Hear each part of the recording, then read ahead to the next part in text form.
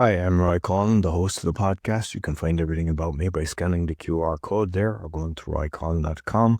And you'll find my six podcasts, the Podfather, helping people become podcasters, the Awakening, exposing fraud and corruption, but with solutions, the Crypto, all things blockchain technology, meditation podcast, speaking podcast, and the Learn Polish podcast. You can also help the show by actually making a donation, visiting the store, or helping my sponsors. I hope you enjoyed this week's show.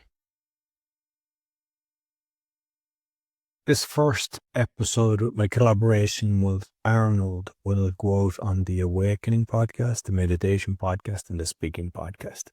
In future, all of the episodes will be only on the Awakening, but I wanted my listeners of the speaking and the meditation to just listen to what we're doing and see if it resonates with you, and then you can start following. If you want to find the show, you can go to awakeningpodcast.org, or if you're watching on video, there's a QR code there, and you scan and you'll see all my podcasts. Hope you enjoyed this week's show. Welcome to the show. I'm joined today with my business partner, Arnold Beekes, and he'd probably kill me for pronouncing his name wrong, but basically, we have a call weekly, and sometimes it can go on to 2 hours, and we have fantastic conversations. And I've always said it would be brilliant for the listeners to hear our conversations with the topics we're discussing. And we had planned to do it today, and I actually forgot because a good friend of mine, Steve Cotter, I just found out yesterday, he was actually one of the guys that was instrumental bringing the kettlebells international, and he also won a world championship in jiu-jitsu. I met him at an A-Fest, and he was such a gentleman. He was actually following my Awakening podcast, always supportive, and I just kind of thinking of him and all those that know him, and it was why I wasn't prepared, which rarely happens, but he was such a gentleman, and it kind of made me reflective because he was such, like, he was in fantastic shape. He was turning on the 17th, I believe it was the 16th that he passed, but I only found out yesterday, but his birthday was on the 17th of January, so he was 55 basically, and he was in incredible health and got a heart attack, and it just made me think, I'm 52, it just made me kind of think, and also my father just died of a heart attack 2 years ago. It just made me reflective, but hence why I'm kind of not as organized, but Arnold, being the professional that he is, has always everything in order. So welcome, Arnold. Thank you very much. Yeah, my last name is called Beekes. That's a bit different, but also people call me Beekes. Well, I don't care. It just fine. I'm collaborating with Roy on brain fitness. Well, we're not going to talk about brain fitness right now, but the main thing is everything what happens in our world as it gets processed through our brain. And so there's hardly any topic in the world in which our brain is not involved. Yeah? So that is why basically every day I'm focusing on what is happening in the world, in nature, in life, in our cities, in our countries, which impacts our brain, and how can we relate to that? So that is why I do these things anyway. It's like, hey, I got to know because people might ask me, and it has an impact because, yeah, like I said, it's much more difficult to put a stop to your brain than it is impacted by everything. So it's like, yeah, it's very important that we start to realize that there are things might be happening in our personal environment, like Roy just shared with his friend, but there are also things happening in the world, maybe not in your country, maybe not even in your region, but still they impact you and your brain has an impact on your health and well-being and everything what you do. Absolutely. And I suppose we kind of discussed prior to recording a few of the things that we're going to discuss. And I think one of them is the kind of Geo Engineering. And it's one that I've a real pet hate. And like Arnold has heard me talk about it a lot of times. I put up a load of videos when I see him spraying in the skies. And I hear a few people locally that were kind of going, yeah, we hate this, and they're all talking about it. And I was trying to, okay, let's put a group together. Let's try to get 3 people. And then each person gets 3 people when you have 100 people, let's go down to the mayor's office and just kind of do something about it. Everybody was game. And once I put it together, everybody just kind of went hiding. And like, unfortunately, when you put your head above the parapet, like, someone can easily slap you into the head. And I know that from actually real estate and everything when I was fighting the city, that it's easy to attack one person. But I'm 100% sure, and I've done a lot of research on it and look at all the different things on what they're actually doing to us. And this isn't just in Wood, this is actually international. It's happened you as well. And what's strange is, not just with you, but with a few of the guests as well that I've had, like, everybody is actually seeing this and talking about it. And sometimes people say, oh yeah, I didn't pay attention to that. And then if I have them back 3 months later, they're like, know that they have heard the information, they start watching it, and then they start researching it, and it's scary. So, I mean, you sent me a fantastic graphic. I'm not going to put it up today, but we can actually give a link, and I can have it that people can have a look at this. Yes, it's like I'm currently located in Romania. I'm from the Netherlands, but I'm now a year here in Romania. I can compare with a year ago. A year ago there was sunshine and blue sky, and I was like, "Oh, I like this place." Huh? But now, for the past month or more, it's been fog, cloudy, around freezing, and whatever. And for the last month, I've been sick, and my nose is congested. I get headache, whatever. I cannot even recall when the last time it was I had it. I'm pretty sure it was the chemtrails in the sky. And why is there fog all day and whatever? Yeah. But it's not only here where I am in Romania. I still talk to friends in the Netherlands, and they say it's basically the whole year. Yeah, this is where it's much worse in the Netherlands than over here. Where the sky is blue and everything is not okay. Yeah, so it is time that people start to see is like, it's not just a year of lousy weather. No, there's something going on. It's not natural. It's not natural. And when you and the official term is called geo engineering, is that a lot of this stuff is intentionally being manipulated. You can see all kinds of pictures, videos, everything, where there are planes and they're spraying, and you see the cloud becoming white with all the clouds and everything.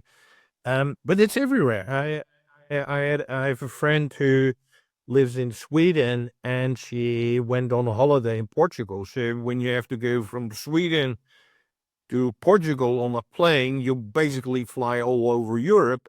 And she said everything was only clouds. So I invite the audience to have a more serious look. Like, no, it's not just bad luck. It's like, well, it's a lousy day. No, there is something much more happening, and that is called geoengineering. And then we will share an overview of what it is, but it has a huge impact on your health, on everybody's health. On Roy's friend, why is one of the healthiest persons in the world? If you're a jiu-jitsu champion, if you do the kettlebells, or whatever, you're very healthy. Eh? Why do you get a heart attack? Absolutely. And like you mentioned the fog. I mean, I'm 18 years in February in Poland, and just before Christmas, there was a fog for about a week, and I never saw anything like it. It was like, how is that possible? And regarding the trails, I mean, I've obviously seen them here, but I've got friends around the world, and one of the guys is like a digital nomad, so he's constantly moving around. And every time he's in some place, he's sending me the pictures. They're doing it here, they're doing it here. I was in Turkey in May last year. They were doing it there. When I went to Ireland, I could see it. Even though it was cloudy, I could see it. And then you'd see a little gap. They're constantly doing it. People in the UK, Florida, everywhere. Like, this is done everywhere. And they've been manipulating the weather for decades. Like, when the information comes out, they actually admit, oh, we've been doing this, like seed it's like for rain and all this. And like, there's people that are going up testing this. There's people testing the soil, they're testing the water, and all the toxins that are there is not natural. So some people go, what does it matter? We're breathing it in. Hence why I come across, like, I was sick for a good, like, those listening to me, I'm 7 years podcasting. I'm rarely sick, but I was sick for a good few months. And like, I think, Alan, you said a month. You were sicker longer than a month. You were sick. And the same thing, because we know each other for a few years, and like, I haven't seen you. And loads of people at the same time were sick around the world, and like, they didn't know what was going on. So I just basically, I question everything. Like, because a lot of people have their own belief system, and they think, oh, I don't believe what you're saying, or what. I don't think you should ever attack anyone. I don't believe what we're saying either. Just do your own research and be very careful in how you actually research, because there's a load of domains like Google and stuff that are manipulated to give you the answer that you want. And that's the thing as well. So then you reinforce your belief system thinking that you're correct and that maybe we're wrong, or whatever it is, whatever the belief or whatever the conversation is about. You have to really dig deeper when you're researching. So look, I know kind of going on a little tangent, but the research process is very important, because you can find exactly what you want if you put it in. Is this safe? Yes, it is, because, or you can ask a different question. I have found that when you ask a different question, but don't just go with Google, you can go, there's a lot of different ones, and you get all different answers. And eventually, even books, I find the books that I read, some of the books from the 1950s or even before that, you get way different information to the stuff that's being spewed out at the moment. Yeah, I think it's very important what you're sharing, and that is what we're trying to do with this show, is to at least give people a different perspective. Yeah. And not assume that the mainstream media perspective is correct, or what a professor says is correct, or what your neighbor says is correct, or what they say at school is correct. I think we should be prepared to challenge everything. Huh? And to at least be open to that things might be different than what we have been taught and told. Huh? And that requires an open mind. And that is very important, and that is what we are trying to tell people, is not, don't believe us, or say believe the other guys, or do believe us, whatever. No, do your own work. Yeah. It is like, don't look for, it's called confirmation bias. It's like, I think this, and I found the resource. Oh, they also say that. No, intentionally look for another opinion. Look for the opposite, and see how that is described. So it's really, really important to look like, well, maybe I'm wrong. maybe I don't know. And that is the sense of a good brain. A good brain is willing to have opposite opinions at the same time. And the answer is, I don't know, is a very good answer. And then people can be, is like, hey, I can develop. I can read more about it. I can learn about it. I can grow. I can talk with people about it. And then it's like, oh, things are a bit different than I thought. I think as well, like, don't let the ego get in the way, because a lot of times people have a belief system, and because they're so vocal in it, they're afraid to put up their hand and go, I was wrong, even though they know the truth. So it's like, don't be afraid of doing that. I mean, I have changed my mind so many times, and based on information I've got, I had a belief system on certain things. I go away, do my research, find out more. Perhaps it was a guest I'd on, and I was like, that's interesting. I don't straight away go, I believe that now. I go, okay, I need to, because I believe this, and he has just told me this information, and it sounds very convincing based on the research he has done. And I'll go away and do further research, and I'm happy to actually change my mind. I don't feel bad about that's the way I was. And I think it's good in a way sometimes when I'm telling a story, like, I'd say, this is how I thought because of this, and now through my research, and I give the journey. And I think people are more open to that. But what's happening in society is people are just attacking people because they're a different belief system, and they don't And they're not even trying to understand where they're coming from because they're attacked and they just put up the barriers, and then it just becomes like a magnet effect and they're just pushing against each other. Instead of putting down the barriers, having a conversation open. You have a different belief system to me, that's okay. Tell me why you have that belief system. I'll tell you why. And we might still go away and have our same belief system, but at least we're open to the conversation. And I hope more people start doing that. Yeah, if there's one thing that we achieve through this show, is to help people to at least be open to another perspective. Then we would be very successful. Okay, let's go to a different topic. Well, we can talk about this topic for hours.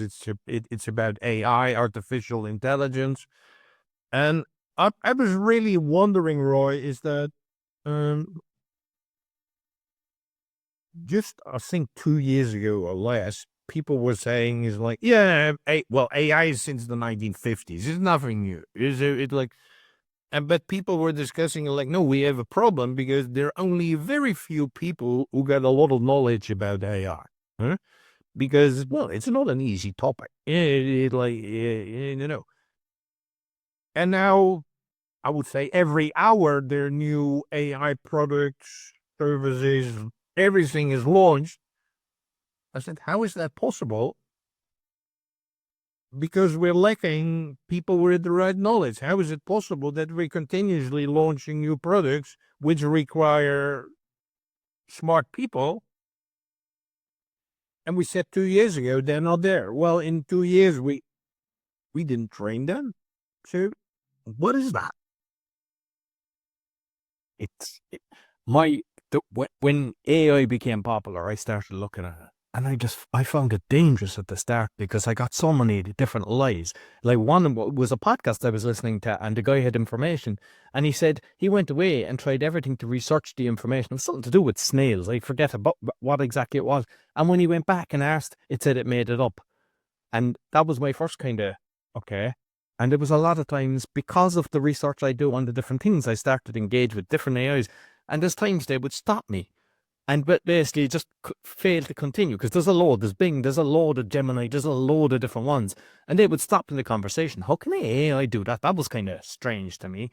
And as you say, loads of products and everything. So there's a load of people trying to sell you lead generation and all these different things. And they've got the perfect solution, an AI that's basically it's going to do all the work and everything. And people think, oh, this is great. This is going to basically go away and get me a load of clients. I'm going to make a lot of money and life is going to be great. So they're actually trying to sell something that doesn't really, they might do a bit of stuff, but it still requires a lot of your work. And there was one situation where the guy had reached out, I'm not sure with LinkedIn or something anyway, but he had some product that he was doing and he organized the call. So I'm getting this call and I'm talking to him and I said, is this AI? I said, no, this is me. I forget the name of him. And he's chatting away. And further during the conversation, I said, this is definitely AI. And it actually admitted it and apologized for lying. So that's how dangerous this is. And I've kind of started changing around to use it. So for example, in sending an email or creating marketing stuff, you give it the right information, you ask the right question. It's very good for things like that. It'll spit out the stuff. But there's so many people out there, they're regurgitating information that they asked. Same like on, hey Siri, hey Alexa, and they're posting it on TikTok and all these different things. Like, oh, the world will end, or there's going to be this, there's going to be that. They're taking it as gospel, as if like the AI or Siri or Alexa is actually giving accurate information. And it's not, it's just kind of making an assumption. And like, for example, a lot of people with the steps, I done 3,000 steps. They think that's accurate. That's an assumption. Even with the fuel gauge on your car, there's a lot of different things with technology that we assume to be totally correct, but they're guesstimates. And we have to be very careful not to take it as gospel. I totally agree. And I would like to add to that is like AI, the fuel of AI, like the fuel in your car is data. Yeah. So without data, it can do nothing. Yeah. But if it's the wrong data, you get the wrong answer. Yeah. So it is just like which data has it been trained on, that will determine the outcome. Yeah, so, and what is data? Data is something of the past. And I'm going to I'm just going to just give an example there now, because it was yesterday. I'm driving along with my son. We went for a drive.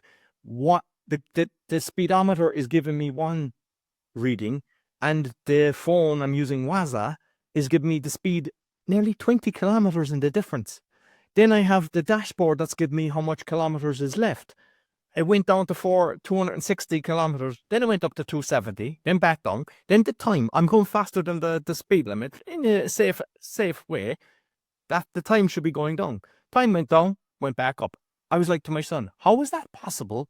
That this, because I know there's no traffic where we're going. It's like straight to the area. So what you're just saying, and just giving that example, that what I experienced even just yesterday. Yeah, but that shows is like, you got to think for yourself. And people are conditioned to be lazy, to be easy and whatever, and they think, oh, it's AI, it's fine. Yeah, that's why people like all the AI tools or whatever. It's like, hey, I don't need to do it myself. The AI will do it. And so that's why people are interested in, because it supports your sense for a quick fix. Yeah, and for the instant gratification is like, oh, normally this would take me 2 days, and now I get the answer in 2 minutes. Oh, I love it. Huh? Yeah, but what if the answer is wrong?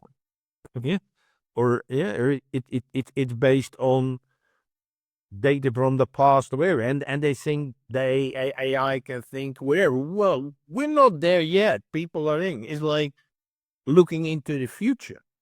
But it doesn't look into the future. It gives you answers from the past. So what about the dangers, Arnold, that we have, like, for example, I started using GPS input, and I just started doing it because they'll show you where, there's danger spots or whatever. And then you start forgetting how to get to places because you rely on it. With the AI, people are using it so often. Are you actually reducing your capacity in your brain that when that service is no longer available, that you can't think on your own? Well, I got a quick example. That was a few years ago. I was biking outside of the city where I live, and there was a car who stopped and said, Sir, can I ask you a question?" I said, "Fine. We need to go to Zwolle, which was the next big city, whatever, but our navigation system doesn't work anymore, so we don't know where to go to." And I said, "If you look outside of your window, there's a huge crossing there. There are signs to go to Zwolle or whatever." So I had no clue that if he would just look, he would see where he needed to go to. Eh? But they were totally panicking because the navigation system didn't work. Yeah, and that becomes the thing with AI, whatever is, well, number one, if you trust it. Number two, if you think it knows everything, no, it knows only the data which is being fed. Yeah? And the data is focused on something from the past, not from the future. Right? So it's really, really dangerous to become too dependent on it. And I'm not even talking about AI girlfriends and friends and everything like that, which can be even more dangerous. So I'm not saying it's wrong. I'm just saying be careful. Yeah, and still think for yourself. Let's switch to another topic, which I encountered by reading a book. It's called The Alchemy of a Blackbird. It's kind of a historic novel. And I bought the book because it described the life of a what I think is a very interesting artist. It's called Remedios Varos. But what the book is built around tarot cards. Well, I read about it. I've no clue what it is or whatever, how it's been, but the way it's structured in the book is very interesting. So I'm curious, Roy, do you know what tarot cards are? Are you using them? Have you built them? What's your point of view? I had a guest that was on my speaking podcast a few years ago, whatever, and we just stayed in contact. And she actually offered to do a tarot reading for me. And it was very interesting because she was actually shocked with how everything was lining up. Because I don't know, it's 72 cards. There's different ones that they do and they lay out the cards. And it's, does it work on frequency? Does it work on, I really don't know the whole details of it. But she was even shocked the way that everything was connected with like a stick and the way the cards kind of laid out. But just, I have here. These are different. The wisdom of the oracle. And I was at an event. I was at a retreat in Costa Rica a good few years ago. And one of the guys at them, and I just thought, they're cool. They're really nice. And I managed to get them in Ireland. And you kind of take out the card and then just there's a reading on them, whether relationships, financial and everything. So I'd randomly take out a card. And at one stage, I got 4 of the same cards, like in a row. And the statistics of that is virtually, I mean, it's not impossible, but it was like, why is this same card coming up? I know of people that do the tarot reading, they get very accurate. Is it something that you just put into your vibration and then because of that, your belief system or what you've been told, you start attracting it? Not sure, but there's definitely something to it. And I think most of the people doing the tarots, they're really positive and they're helping people. So I don't see, I mean, maybe some are saying negative stuff and then people attract it, but I would encourage people not to be saying something that's going to make your life miserable, because if they say, you know, you shouldn't be with that person or whatever, even if they haven't a clue of what the relationship is like, unfortunately, some people, because they're easily manipulated, like maybe perhaps people that go into a cult and stuff like that could listen to that and then start attracting what they shouldn't. But if there's people that's creating the tarot, doing tarot readings, and they're doing it on a positive side, especially if somebody's in the not feeling the best and they need a bit of uplift, I think it's not doing harm. No, I think it's at least it shows, well, how you are and how I am is like, just be open to new experiences and be open that something like that, which has been used for ages, could be useful. So it's not like, well, in Dutch we have a saying, what the farmer doesn't know he doesn't like, but it's like, it's like, no, it's the opposite. If it's something new, explore it, test it, try it, see it, yeah? Read about it. Yeah, so what I did is, yeah, I see you can buy a card deck, but also with kind of a manual how to do it. But I just listed some which I need to view on YouTube is like how to get started with tarot cards. Oh, it's like, oh, I'm gonna do that. Yeah, so it's like, yeah, so it's like, don't say I don't know or whatever, it's witchcraft or it's this or that. No, I just don't know. I want to know. Eh? And just start to experience it. And maybe it's not nothing for me, but I can only do that after the experience and the research. Huh? Okay, but just quickly on that, because like there's like psychics out there, people go to mind readers and stuff like that.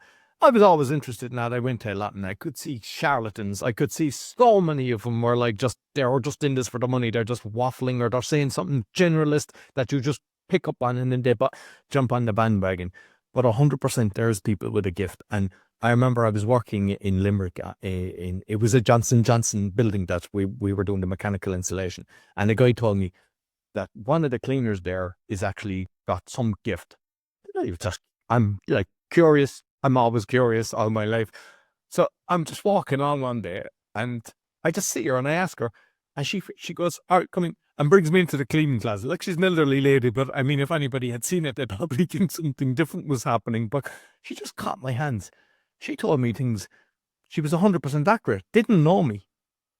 And first she touched my back and said, that's where your problem is. And like, you know, because I had a trapped nerve and all this. And like, but she started telling me a load of things that were like, so accurate. There was no way she could know. So I told my friends, and we arranged to go up at a weekend for a day to sit down with her. And like one of my friends, she told him exactly about who he was with. He was dating like a Miss Cockett, and how she was going to rob him and all. Everything that she had said stuff that had happened to him that there was no way she knew. And we were all looking in shock. And then she started talking about future stuff. And she basically told him things that had happened that she wouldn't have known. And it was just amazing for me. But I have also come across so many that I just go curious. All right, here are people going to these things, and they're just pretending to work. But for those out there that are skeptic, my experience is there is some people with a gift. Absolutely. And it comes back to what you said about research, is about research, explore it, try it, experience it. That is really crucial. Huh? Okay, the last topic of today, Roy, it's something which is happening in Romania, where I'm currently living, which doesn't catch much news or no news at all in Western Europe, in US, UK, which I think is sad, because it will have a huge, and it can potentially have a huge impact on the rest of the world. We had at the beginning of December, there were presidential elections. And out of that presidential elections, a guy called Georgescu became the clear winner, but he didn't have the majority, so there would have to come a second round where the number 1 and 2 have to compete again against each other. But the people, well, more EU related people who are currently in power, who didn't like that, they went to the Constitutional Court, they went to the High Court, and they declared that those elections were canceled, which has been proven that there was nothing wrong. The procedure was okay, everything was fine, or whatever, but still they canceled it. Yeah, even the highest judicial power here in Romania, they canceled it. Fortunately, the Romanian people don't accept this. So they have been going on protest for days and days on end. There was last week a thing of more than 100 or 200,000 people protesting. Yesterday there were protests all over Romania, because, well, Romanians, many of them, even with their parents or themselves, whatever, get the experience with a part of a communist dictatorship, and they don't want that anymore. They want freedom, they want free elections, and they want the people there. But still, it's been canceled, and they said, no, we're going to create new elections, blah, blah, blah, maybe in May or something like that. That's clearly not good. That is happening here. But the most thing people might say, oh, that's Romania, that's just a backwater country in Eastern Europe, we don't care. But officials from the EU have already said is, we're going to do the same in Germany. In Germany, there will be, is it February or March? There will be elections in Germany. And they said, if the outcome we don't like, we will cancel the election, just like we did in Romania. That is awful. Yeah. So we're not talking about the democracy. We're not talking about free elections. We're not talking about power to the people. It's like, if people don't like the outcome, they just cancel it. Huh? So you might say, well, I don't care about Romania because I live in the US or whatever. No, it matters to all of us. It matters to all of us that our freedom is being restricted. And if we allow it here, it will be allowed everywhere. Just like this Thierry Breton, he's a former EU guy. He just admitted, yes, we interfered, we don't want that. And we're going to do the same in Germany. Well, I tell you, if this happened in Germany, we will have a very interesting case on our hands. Eh? So it's something to watch out.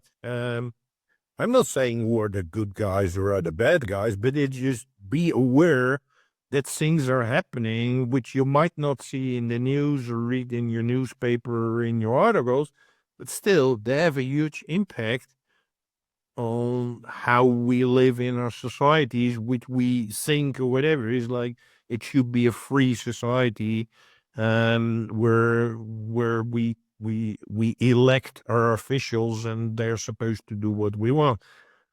Versus this moving towards the dictatorship, which most people don't want, and you and I don't want. So it like we have to be aware and at least see those things. And it's like, no, it's not like it's the Putin guy or whatever. No, it's not. Do your research again. So it's interesting that throughout the topics which we discussed today, Roy, is like what you brought up is like, do your research, have different perspectives, look at things, be curious, but also be open-minded. And I hope that is something our audience gets from this show. Is there anything you would like to add to that, Roy? Just when you were saying about what's happening in Romania, I'm not sure, was it in 1999? There was the Lisbon Treaty in Ireland, and it was regarding kind of things that we could agree to for the EU, and the people voted no, but we had to vote again, and all the politicians told us vote yes, and then it passed. And with elections that were happening, there was recent elections in Ireland, and a lot of the kind of main leaders got first preference votes and got in straight away. I don't know anybody that was actually supporting them parties. And previous election, they barely got in. The leaders of the parties, they were like on the 8th count because votes are passed forward to people that either got elected or if they got dismissed.